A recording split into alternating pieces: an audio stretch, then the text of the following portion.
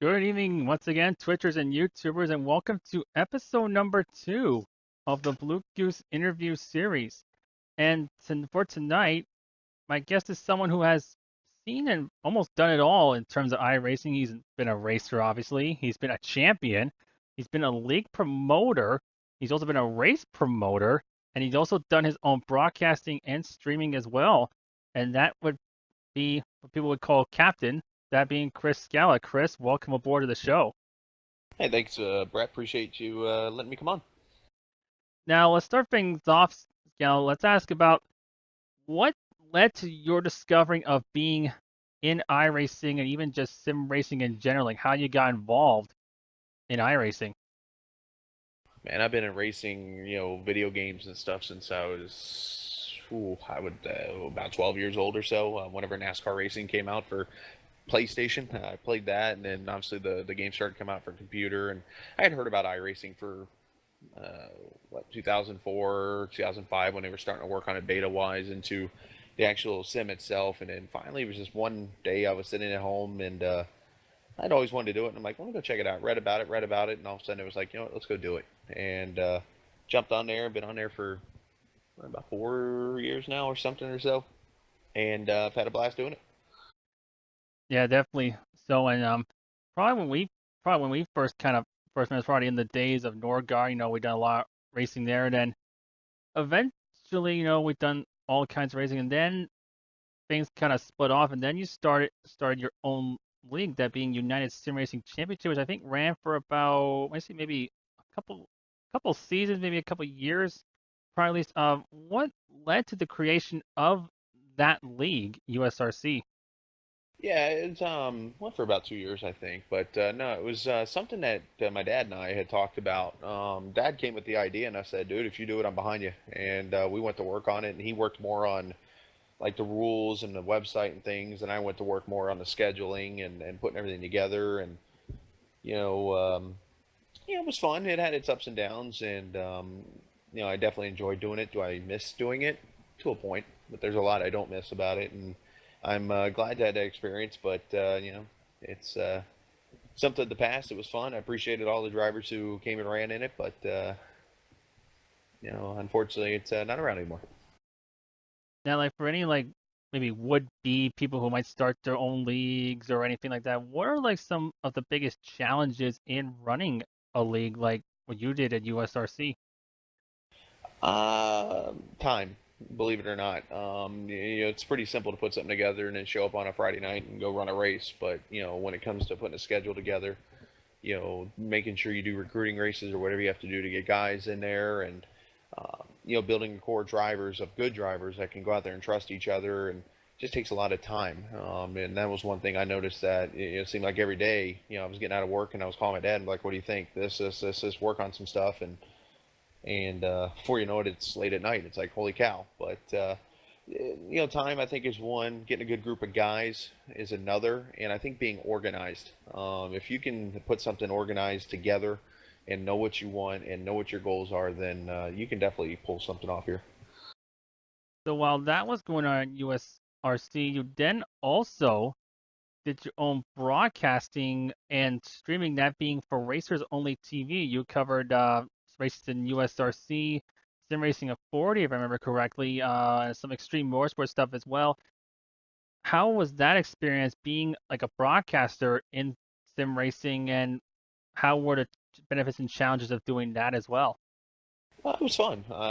That's something I want to do. I've always grown up wanting to be a sports broadcaster and went to school for broadcasting and all that stuff. And I saw the idea, saw Nordgaard doing it, and a couple others saw Rudy Cummings and Max Speed doing it, and it's like, all right, well, I ought to try it. So I tried it, and my computer could handle for the decent portion of it, but and the guys at Sim Racing Authority actually sent me a couple of items to add to the computer to try to help it out, and it just got to the point where I was like, you know what, I enjoyed doing it, but I was like, I don't want to kill this computer. So it was, just focus on racing for the most part, and that's what I did. But it was fun. I mean, it had its benefits of being able to run your own show and be able to put your voice out there and let people hear it, and got to do one of the World Cups of iRacing races back at Talladega last year. That was kind of cool.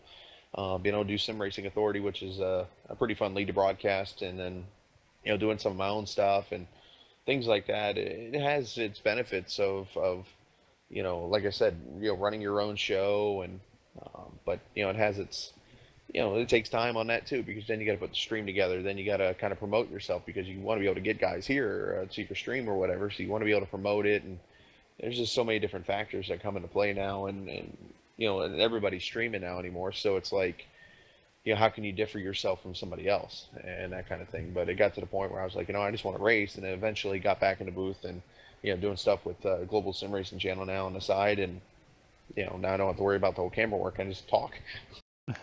Yeah, exactly. Um, One thing I also remember, like when you were still doing your broadcast, you were also did a couple of your own special races, and the biggest one I can go back to was the old new school Daytona 500. That was probably a lot of work to get that all together. It had like a big turnout. I think it had probably the most viewers ever on FRO TV, if I remember correctly. I think you and Rick Donovan in there. I mean, how was that experience running that big event, and how it all played out at the end? It was a great race too. Yeah, it was fun. It was a learning experience, because that was one of the first races I put together, and it took a lot of organizing, and even then, it was one of those deals where in the end you realize how much you can easily overthink something when putting something together. It was a simple race, but trying to put the Gen 6 cars on the old Daytona track, we had issues with cars bottoming out, so we had to put up a regular setup, and and then it just kind of messed everything up. It was an open setup type race. And then trying to put together qualifying races, and you didn't have many people show up for that, and then it came down to the race day, and you had to go grab people to get into the room. So it kind of was like, it was. I thought it was organized, but when it was all over with, it seemed like it wasn't. And it has its challenges, and that actually helped me develop the Iowa race I did a couple weeks ago, where I just said simply, you know what, let's get a group together, let's see who wants to race, we'll qualify 2 laps, let's go racing. And I thought that race turned out actually pretty well for the most part. So you learn by doing those kind of things, but it was definitely a blast. Yeah, yeah, definitely. And then you kind of moved on from FRO TV, USRC. You kind of went back into racing, and then you found a niche in extreme motorsports, and you ran in their Camping World Truck Series. I think maybe you ran some Xfinity races as well. Then eventually, though, you captured the Truck Series title in their season 4, I believe it was. Tell us the feeling about winning that championship over Extreme Motorsports. That was cool, because I'd had some issues in life where I had to step away for a while, and move to another state, and when it was all over with, I changed my mindset. I was always about winning, and I thought winning was cool, and I always struggled. I'd go put myself in the wall like 10 laps ago, because I'm driving so hard trying to win a race. When I got there, I was just, you know what, I'm gonna try to win, but if I take the truck and go get what you can get out of it, and that's what I did.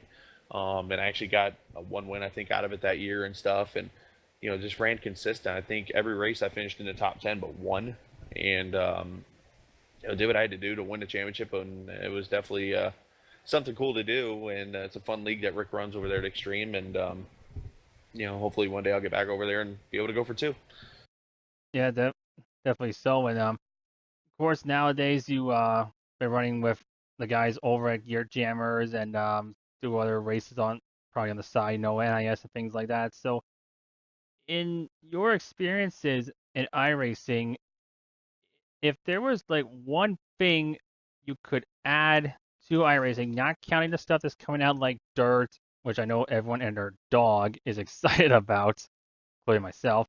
What is like the one thing you would like to see added to iRacing in the future? I think I'm going to speak for the all of iRacing when I say this one: green, white, checkered. Because I mean, that's the one big thing missing. If you're able to pull something off like that, then you get races like tonight. We just ran at Martinsville, finished under caution. We would have went back green if we'd had green, white checkers, and who knows what would happen after that. But yeah, I think that would be one benefit that would, not that iRacing's already, yeah, it's the best obviously, but it would push it even farther up. Yeah, definitely, exactly. Now, more questions here. The first one I'm going to ask was the one I also asked last week. In the last episode, I asked Femi Olat and Derek Bordeaux this because we ran a chase, of course, obviously in SRA, and always understand what the ideas of chases and that, and like my opinion on the chase in real life, I absolutely despise it with a passion. What is your opinion on the chase in general? Are you okay with it? Do you dislike it? Do you think it's just scrap the whole thing and just go back to the tradition of what it was in the 90s? What is your opinion on it? Well, I have mixed feelings on it because in a league like Gear Jammers, I've always been somebody who believes in living life before racing, before iRacing, because when it's over, it's a simulation. So when you have a league that has a zero or maybe even one drop week or something like that, I think a chase is beneficial because if you can still get into a certain number of position, whatever the rules are for that league, you're able to still, if I were to miss a race or two, because I have things I do in life, then I could still have a chance to go win that championship. Where if you have a league that has just a basic season, you can't miss any races or anything to win the championship. It's like, okay, well, you take it, and at least I do. And if I offend somebody with this, I'm sorry, but it's my opinion to that is you put the racing in front of life because basically you're saying, okay, I have to be here every week. I can't miss anything. But yet, if I have something with the wife that night or something, or if I have to work, then what's the point of trying?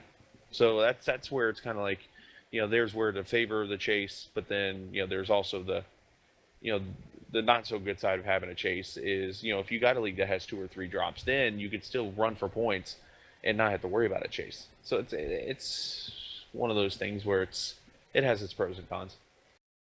And finally, my last question is, what is like the future plans in iRacing for Chris Scala?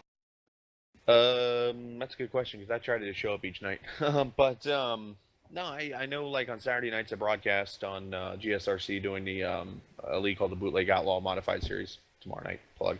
But I try to run NIS on Sundays when I can, and then obviously I know you and I are actually going to be teaming up for the 24-hour race. Spoiler alert at Le Yeah. Mans, and so we got that. But then I think in the future, there's a league that I ran in previously that I could be returning to this week. So I'm just going to throw that out there for listeners or viewers. But still working on a few things to get that all together. But it's just kind of one of those things I go week by week because you just never know what could happen in life. I learned that back in May of last year when, I went to, I did some racing one weekend, went to work on a Monday, and found out later that day there was no more job for me. And that kind of changed everything for me. So, when it comes to the way future, who knows? But yeah, you just never know. Well, anyway, on behalf of myself at Blue Goose Racing and Streaming, just thank you once again for having the time to be a part of this. Once again, appreciate coming in, and thanks for coming and joining me here tonight. My